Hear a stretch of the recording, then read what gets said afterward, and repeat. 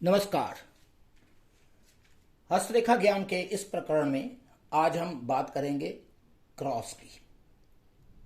ये क्रॉस का निशान है। आमतौर पर इसे अच्छा निशान नहीं माना जाता, लेकिन अगर ये निशान आपकी हृदय रेखा और आपकी मस्तिष्क रेखा के बीच में है तो इसके इफेक्ट अच्छे भी हो सकते हैं। ऐसे ही बृहस्पति माउंट के नीचे भी अगर क्रॉस का निशान हो तो उसे अर्ध स्वास्तिक माना जाता है। चलिए बात करते हैं ऐसा क्रॉस का निशान जो आपकी हृदय रेखा और जीवन रेखा के मध्य में बना हो। पहली बात तो आप ये दिमाग में रख के चलें कि ऐसे व्यक्ति अपने हृदय से निर्णय ज़्यादा लेते हैं, और अगर ये हृदय रेखा और पास हो मस्तिष्क रेखा के, तब तो उनके ज़्यादातर जो निर्णय होते हैं वो इमोशंस पर आधारित होते हैं। सोच उनकी कुछ भी रही हो, लेकिन उनके इमोशंस ज़्यादा भारी हो जाते हैं। ऐसे लोग बड़े फेथफुल होते हैं। ये ठीक है कि वो आकर्षित भी होते हैं दूसरे लोगों की तरफ, लेकिन वो अपने पार्टनर के प्रति बहुत फेथफुल होते हैं, बहुत वफादार होते हैं। और अगर ये क्रॉस का निशान हृदय रेखा और मस्तिष्क रेखा को छूता हुआ बनता है तो ऐसा व्यक्ति सेल्फ मेड होता है। अपनी कोशिशों से वो उन्नति करता है।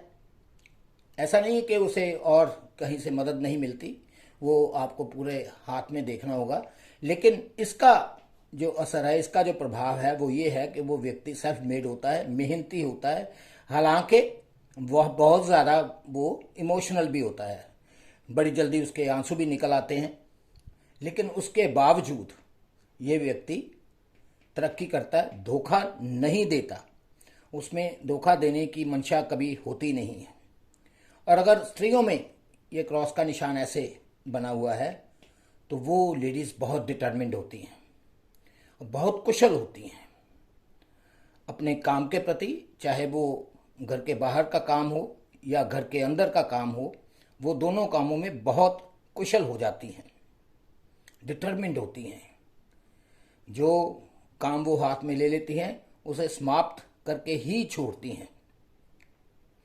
अब यहाँ पे कई बार ऐसा होता है कि क्रॉस का निशान जो है वो दोनों जगह टच नहीं कर रहा, जैसे ऐसे क्रॉस का निशान है। तो इसका अभिप्राय ये है कि ऐसे व्यक्ति फजूल खर्च होते हैं, उनके हाथ में पैसा टिकता नहीं है।